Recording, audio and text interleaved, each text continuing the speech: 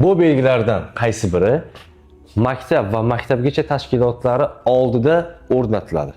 Demak, aslida juda ham oson savol, lekin o'quvchilarimiz shu belgilarda ham xato qilishayotgan ekan.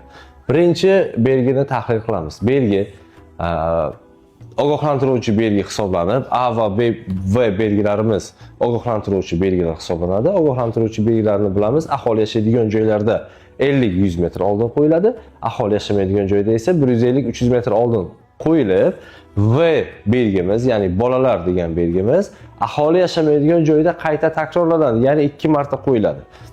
Haydovchilarning e'tiborini yanada kuchaytirish, jalb qilish maqsadida. Bevosita shu hududning o'ziga o'rnatiladigan belgi B hisoblanadi. Ya'ni maktab tashkilotlari va maktabgacha ta'lim tashkilotlari oldida o'rnatiladi.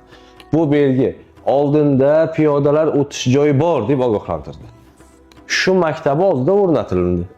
Bu esa shu maktabga yaqinlashayotgan hududdan xohlagan joyidan bitta bola yugurib chiqish ehtimoli borligi haqida haydovchilarni ogohlantiradi.